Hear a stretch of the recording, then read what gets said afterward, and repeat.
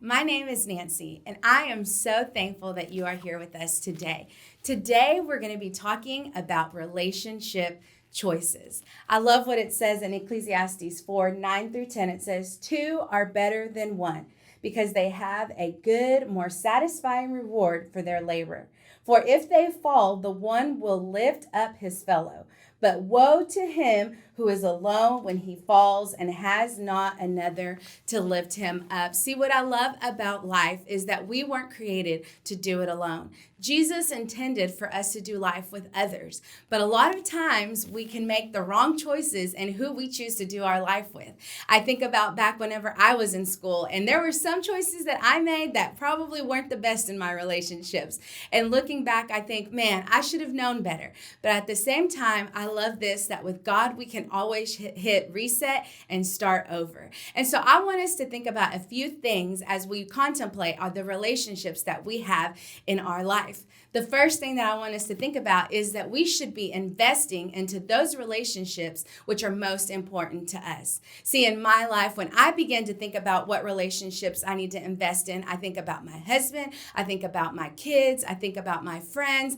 First of all, you think about Jesus, right? But whenever it comes to the relationships that we have, I like to ask myself this: am I only taking away from them, or am I also investing into them? See, it's kind of weird to think about it this way, but whenever we think about relationships, think about this. You had a bank account. And if you've got your bank account and you go to write a check, or many don't know how to do that anymore, or you swipe your debit card, if you do not have money in that account, you will quickly get that beeping noise whenever you swipe it, right? It's declined because there is not enough money in there for what you're trying to pay for. A lot of times we're really quick to complain about what someone's not doing or when someone didn't show up for us. But I want you to ask yourself, are you investing first into those relationships? Because if you're not investing and all you're doing is taking away, then you're not even a good relationship for them to have, right? And it leads me right into my second point, which is to make sure to surround yourself with people who are building you up and not tearing you down. I love what it says in Proverbs 27:9. It says, Sweet friendships refresh the soul and awaken our hearts with joy.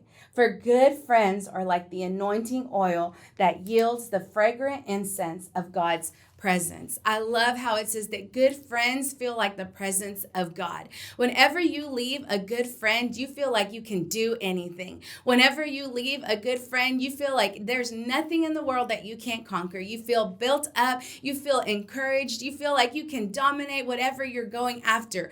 But let's think about those relationships that we leave and we feel torn down. We feel depressed. We feel like all we've heard is complaining and grumbling and just negativity. I want you to think about those relationships and those friendships. Sometimes we have to learn when it's time to just let go. Some people in our life aren't meant to do the whole life journey with us. And so I want you to think about those friendships that you're surrounded with. You know, a lot of times we hear the quote or the saying that we are the sum total of the 5 friends that we spend most of our time with.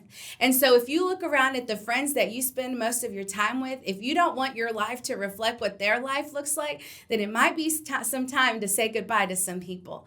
The last thing that I want to tell you is to take a risk. And you're probably thinking, what do you mean take a risk in my friendships, in my relationships? And I think about this. Whenever we were younger, whenever we would go to school, that fresh new school year, it would be exciting, but also you'd be nervous, especially when you're starting school for the first time. Maybe in college, you're going to a new campus and you don't know anyone. And that feeling of, am I going to find someone to talk to? Is anybody going to want to talk to me? Am I going to make any friends? Am I just going to be alone? We begin to contemplate and wonder, oh my gosh, does anybody want to be my friend? And as we become adults, we start to not feel that same way, right? We start to have the friends that we've established, the relationships that we're already in, and we stop to think about that. But I think about this a lot of times is whenever we walk into new places, that's how we feel. And I want you to take a risk. I want to challenge you to become a part of one of our community groups. See, here at One Church, we truly believe that you were not created to do your life alone. You were created to do it with others. And that is why we have community groups. Community groups is just an opportunity for people who believe the same, who are walking through life to gather and be able to talk about what's going on in life. A lot of times we think I'm the only one going through this. Nobody else understands me. Nobody else will be able to help me. And I want to just challenge you in this. I bet you that if you went to a community group, there would be someone that is waiting for you, someone that is waiting to be your friend, someone that is waiting to encourage you, someone that is waiting to pray with you and be in agreement for whatever it is that you are walking through right now. See, life is not created to do alone. So I want you to just challenge you today. Take a risk. Try one of our community groups. Come and see that there's friends that are waiting for you. I hope that you learned something today, and I want to just say thank you so much for doing this journey with us.